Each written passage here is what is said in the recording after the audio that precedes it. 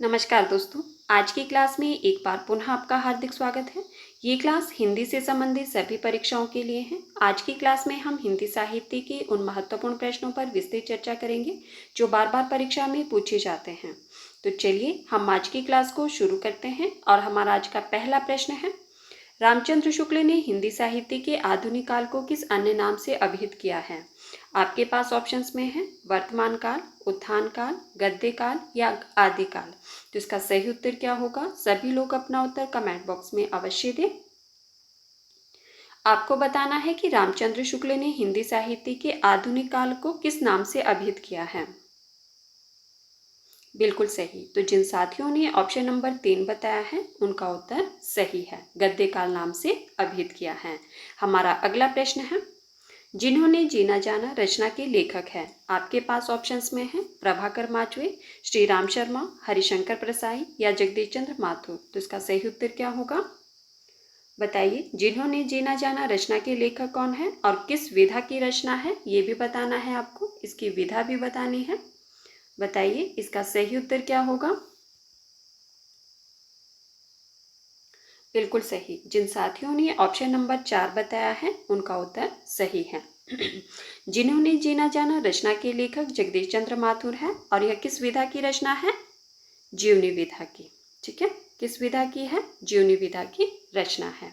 हमारा अगला प्रश्न है, हमीर रासों के रचनाकार कौन है? आपके पास ऑप्शंस में है नरपति नाल, जगनेर, शारंगधर या चंद्रबरदाई। तो इसका सही उत्तर क्या होगा?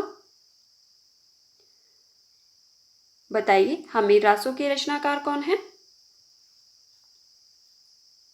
बिल्कुल सही। जिन साथियों ने ऑप्शन नंबर 3 बताया है उनका उत्तर सही है, हमीर रासो शारंगधर जी की रचना है। हमारा अगला प्रश्न है,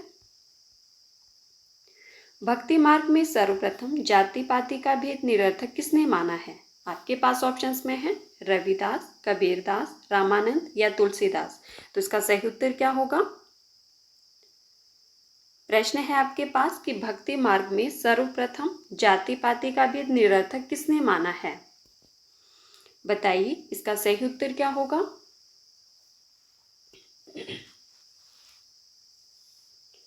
बिल्कुल सही। तो जिन साथियों ने ऑप्शन नंबर 3 बताया है उनका उत्तर सही है, भक्ति मार्ग में सर्वप्रथम जाति पाति का भेद निरर्थक किसने माना था? रामानंद जी ने। ठीक है।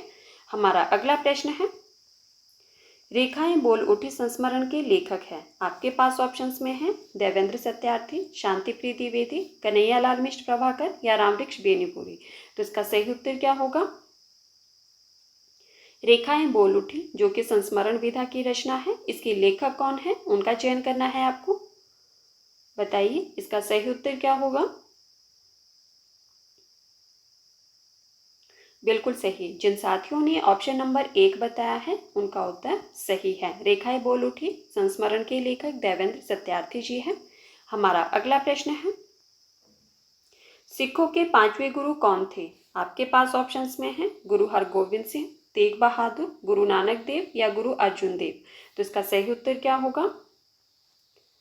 बताइए, सिखों के 5वें गुरु कौन थे?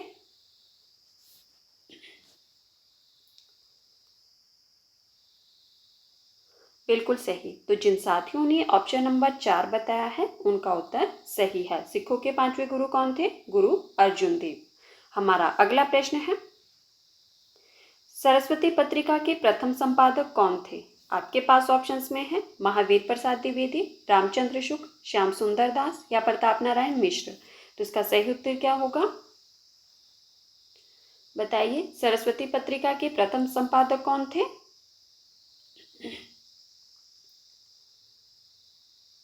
बिल्कुल सही। जिन साथियों ने ऑप्शन नंबर 3 बताया है उनका उत्तर सही है और जिन्होंने ऑप्शन नंबर 1 बताया है उनका उत्तर गलत है। ठीक है, प्रश्न में पूछा गया था कि सरस्वती पत्रिका के प्रथम संपादक कौन थे?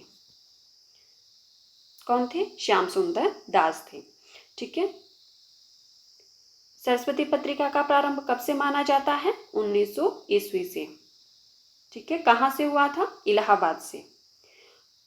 जी हाँ, महावीर प्रसाद द्विवेदी भी इसके संपादक रहे हैं, लेकिन कब से? 1903 ईस्वी से 1920 ईस्वी तक। इसका ध्यान रखना है आपको। प्रथम संपादक कौन थे? श्याम सुंदर दास। सरस्वती पत्रिका का प्रारंभ जो है वो 1900 ईस्वी में हुआ था और फिर इसके पहले जो संपादक थे वो थे आपके श्याम सुंदर दास।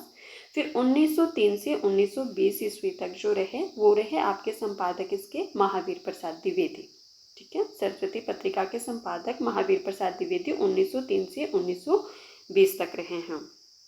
हमारा अगला प्रश्न है, साथियों जो पहली बार चैनल पर आए हैं प्लीज़ चैनल को सब्सक्राइब कर देना और अगर आपको क्लास पसंद आए तो प्लीज़ वीडियो को लाइक कर देना और वीडियो को ज़्यादा से ज़्यादा शेयर भी कर देना। हमारा अगला प्रश्न है, अंग्रेजों के मिस्र पर विजय की खुशी में भारतेंदु जी ने कौन सी रचना की? आपके पास ऑप्शंस में है विजय वल्लरी, विजयनी विजय पताका, वर्षा विनोद या भक्त सर्वस्व। तो इसका सही उत्तर क्या होगा बताइए। आपको बताना है कि भारतेंदु जी ने अंग्रेजों की मिस्र पर विजय की खुशी में कौन सी रचना की थी।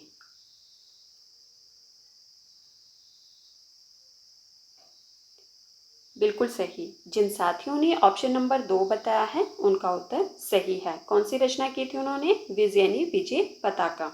ठीक है, हमारा अगला प्रश्न है, उत्तरार्ध भक्तमाल के रचनाकार कौन है? आपके पास ऑप्शंस में है भारतेंदु हरिश्चंद्र, नाभादास, राधा कृष्ण दास या राधाचरण गोस्वामी। तो इसका सही उत्तर क्या होगा? उत्तरार्ध भक्तमाल के रचनाकार कौन है?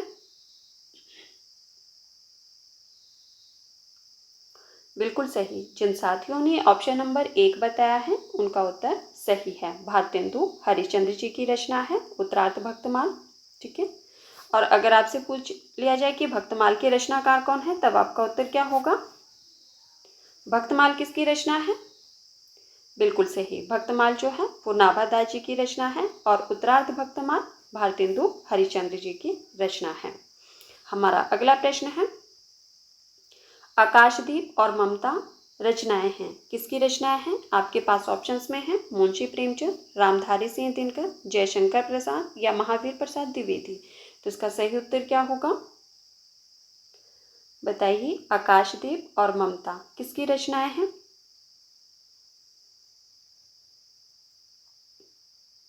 दोनों रचनाएं किसकी हैं? बिल्कुल सही। जिन साथियों ने ऑप्शन नंबर 3 बताया है उनका उत्तर सही है। किसकी रचनाएं हैं ये? जयशंकर प्रसाद जी की रचनाएं हैं। हमारा अगला प्रश्न है, निम्न में से देवकीनंदन खत्री का उपन्यास है। आपके पास ऑप्शंस में है कब तक पुकारूं, डूबते मस्तिष्क, मस्तिष्क नहीं होगा यहाँ पे, मस्तूल होगा। ठीक है, डूबते मस्तूल,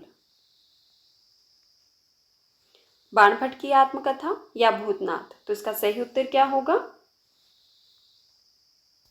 आपको बताना है कि निम्न में से देवकीनंदन खत्री का उपन्यास कौन सा है। ऑप्शंस में है कब तक पुकारूं, डूबते मस्तूल, बाणभट्ट की आत्मकथा या भूतनाथ। तो इसका सही उत्तर क्या होगा?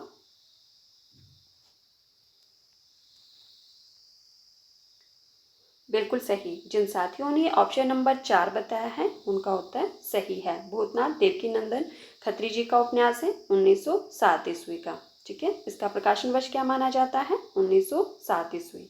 कब तक पुकारूं किसका उपन्यास है बताइए। कब तक पुकारूं के रचनाकार कौन है? बिल्कुल सही, रांगे राघव जी का उपन्यास है और इसका प्रकाशन वर्ष 1957 ईस्वी है। ठीक है, और डूबते मस्तूल, बिल्कुल सही। डूबते मस्तूल किसका उपन्यास है? नरेश मेहता जी का उपन्यास है 1954 ईस्वी का। बाणभट्ट की आत्मकथा, चलिए बताइए, मैंने आपको कई बार बताया है किसका उपन्यास है और साथ में इसका जो, जी हाँ, रचनाकाल भी बता दीजिए। बाणभट्ट की आत्मकथा बिल्कुल सही, हजारी प्रसाद द्विवेदी जी का उपन्यास है 1946 ईस्वी का। ठीक है, हमारा अगला प्रश्न है, ओके रिपीट कर देती हूँ। कब तक पुकारूं रांगे राघव जी का उपन्यास है 1957 ईस्वी का। डूबते मस्तूल नरेश मेहता का है 1954 ईस्वी का। बाणभट्ट की आत्मकथा हजारी प्रसाद द्विवेदी जी का है 1946 ईस्वी का। भूतनाथ देवकीनंदन खत्री का है 1907 ईस्वी का। हमारा अगला प्रश्न है, विकलांग श्रद्धा का दौर किस विधा की रचना है? आपके पास ऑप्शंस में है रिपोर्टाज, व्यंग्यात्मक निबंध, कहानी या डायरी। तो इसका सही उत्तर क्या होगा?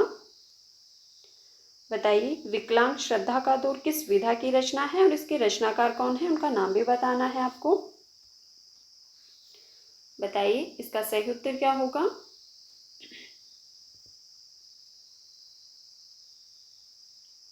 बिल्कुल सही। जिन साथियों ने ऑप्शन नंबर 2 बताया है उनका उत्तर सही है। विकलांग श्रद्धा का दौर व्यंग्यात्मक निबंध है और इसके जो रचनाकार है वो कौन है? बिल्कुल सही, हरिशंकर प्रसाई जी। ठीक है, और इसका जो रचनाकाल है वो क्या माना जाता है? 1980 ईस्वी का निबंध है ये इनका। चलिए अब आप लोग मुझे ये बताइए कि इस रचना के लिए इन्हें कौन सा पुरस्कार मिला था और कब मिला था? बिल्कुल सही। ठीक है, विकलांग श्रद्धा दौर के लिए इन्हें कौन सा पुरस्कार मिला था? साहित्य अकादमी पुरस्कार मिला था। कब मिला था? 1982 ईस्वी में। कौन सा पुरस्कार मिला था? साहित्य अकादमी पुरस्कार। कब मिला था? 1982 ईस्वी में। ठीक है, हमारा अगला प्रश्न है, निम्नलिखित में से संचारी भाव किसे कहते हैं? आपके पास ऑप्शंस में है विभाव, स्थायी भाव, व्यभिचारी भाव या अनुभाव। तो इसका सही उत्तर क्या होगा? बताइए। निम्नलिखित में से संचारी भाव किसे कहते हैं और इसकी संख्या कितनी होती है वो भी बतानी है आपको।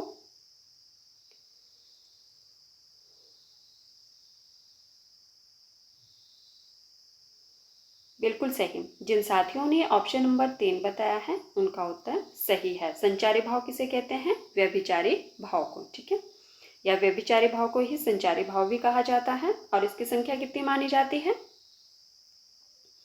बताइए, संचारी भाव की संख्या कितनी मानी जाती है? बिल्कुल सही, 33। ठीक है, हमारा अगला प्रश्न है, अभट में शिक्षा शब्द के लिए कौन सा रूप मिलता है? आपके पास ऑप्शन में है शिक्षा, शिक्षा, शिक्षा या शिक्षा। तो इसका सही उत्तर क्या होगा? बताइए। अवहट में शिक्षा शब्द के लिए कौन सा रूप मिलता है?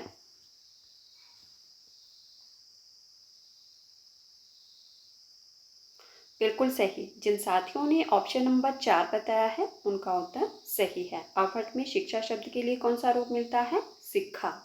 हमारा अगला प्रश्न है, साथियों जिन्होंने अभी तक वीडियो को लाइक नहीं किया है प्लीज़ वीडियो को लाइक कर दो, और जिन्होंने अभी तक वीडियो को शेयर नहीं किया है प्लीज़ वीडियो को भी शेयर कर दीजिए। हमारा अगला प्रश्न है, निम्न में से आगे की रचना है? आपके पास ऑप्शंस में है भाग्यवती, नदी के द्वीप, अंधेरे बंद कमरे या वे दिन। तो इसका सही उत्तर क्या होगा?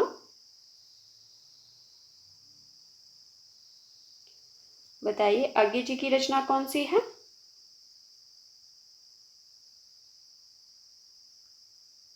बिल्कुल सही। जिन साथियों ने ऑप्शन नंबर 2 बताया है उनका उत्तर सही है। नदी के द्वीप आगे जी की रचना है 1951 ईस्वी की।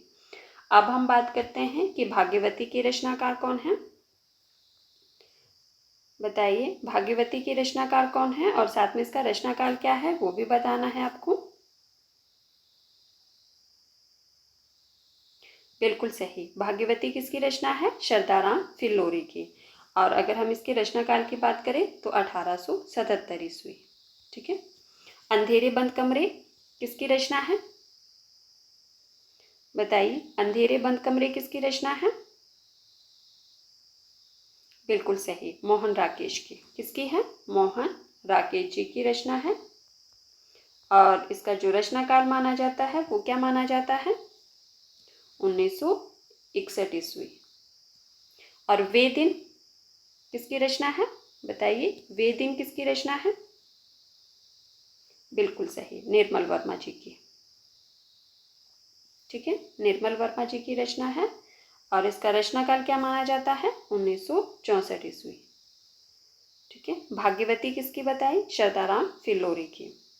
1877 ईस्वी का उपन्यास है। नदी के द्वीप 1951 अज्ञे जी की रचना है। अंधेरे बंद कमरे मोहन राकेश जी की रचना है 1961 ईस्वी की। वे दिन निर्मल वर्मा जी की रचना है 1964 ईस्वी की।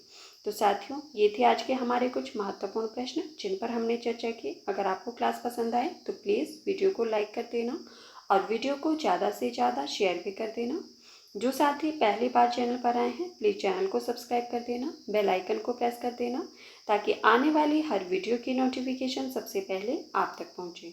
और जिन साथियों ने इससे पहले वाली क्लासेस को नहीं देखा है, अगर आप चाहें तो प्लेलिस्ट में जाकर देख सकते हैं। ठीक है, हमारे चैनल पर बहुत सारी क्लासेस जो है वो अवेलेबल है। साथ साथ में मैं डिस्क्रिप्शन में भी लिंक दे देती हूँ, अगर आप चाहें तो वहाँ से भी देख सकते हैं। ठीक है, और मुझे कमेंट करके ज़रूर बताना कि आज की क्लास आपको कैसी लगी और आज की क्लास में आपके कितने प्रश्न सही हुए। धन्यवाद, मिलते हैं अगली क्लास में।